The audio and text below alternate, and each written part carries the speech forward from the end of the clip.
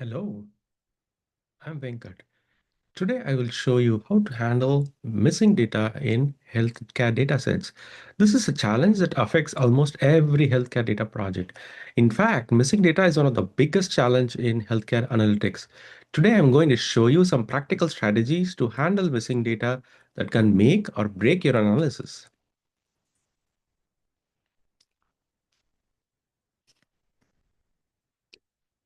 Did you know that the vast majority of healthcare data sets, more than 90%, have some missing data?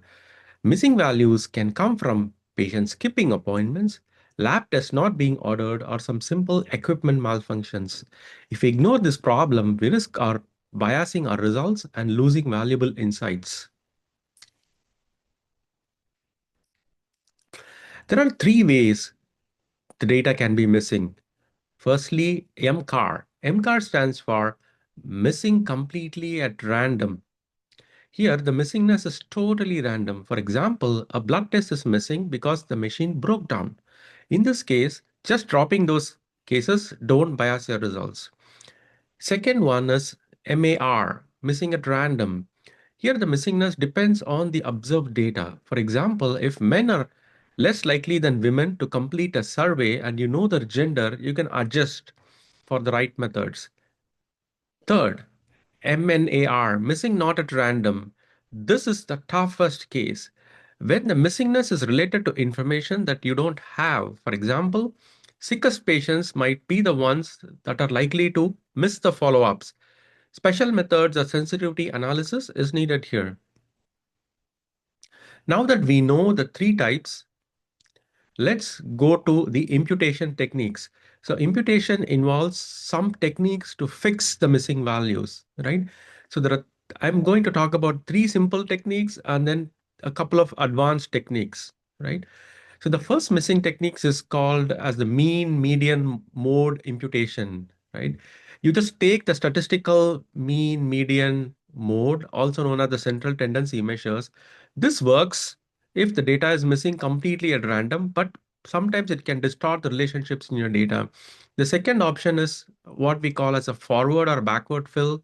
Use the previous value or the next value, right? So this might work for some cases as well. The third one is called as clinical rule based imputation. Use medical knowledge to impute value. So for example, if there is no fever recorded, you can safely assume that the temperature is normal in case it's 98.4, right?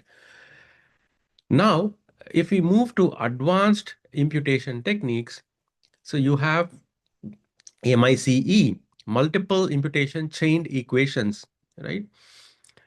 So it creates several complete data sets from predicting missing values from other variables, then pools the results to account for the uncertainty. So the second one, as you might have learned in your machine learning, is KNN or K nearest neighbors, right? KNN finds similar patients and uses their data to fill in the gaps. So for example, if somebody is diabetic and you're missing their value, then maybe you take a profile of a similar diabetic person with the same age as well as a health condition and use their value, right? The third one is machine learning based imputation, random forest neural networks, right?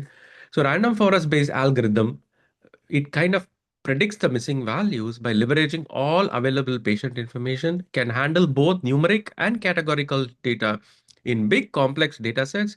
These methods really shine. So now, what do you use when? So this table kind of gives you that overview.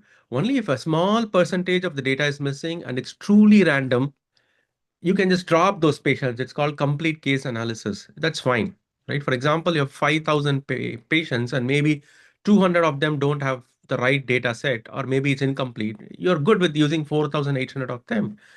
And but if the missingness is related to other variables, then machine learning imputation or MICE based imputation is your best bet. Always be sure to check that your imputed values are clinically possible, right? So here is a case study, right? So this is almost close to a real life example that you may face. Let's say you have a scenario where you have 1,000 heart failure patients and you want to predict a 30-day readmission. So you have the following missing data. Maybe 25% of the people don't have blood pressure, 40% some lab values are missing, 15% the BMIs are missing, right? So what's the mechanism you will follow? You can just follow the technique where sicker patients have more missing data, BP. This is nothing but MNAR, right? Missing not at random, right? So if you just drop those patients, you lose a huge amount of data and the model could become really biased, right? But if you use MIC techniques, include variables like commodity index and the number of encounters, you can fill the gaps, improve your prediction, and keep your sample size strong. So finally, when we were able to do this, it kind of resulted in improved prediction accuracy. And this is much better than using a complete case analysis where you drop the data. Right? So what are the key recommendations, right? Assess missing data patterns first. Understand why the data is missing. Why is always critical, right? That helps you to reflect and do some critical thinking. Include variables that assess the overall health status. Choose methods based on mechanism, MCAR, MAR, MNAR. So we touched upon these three. And healthcare specific considerations include comorbidity indices. Consider plausibility of the values. Pattern of missingness in EHR was not random and highly associated with patients' comorbidity data. Right? Key takeaways. Right? Missing data is inevitable, but with the right strategies, you can minimize bias, maximize the insights. For healthcare data, advanced imputation is usually the best. MIC really works well, and thank you for listening.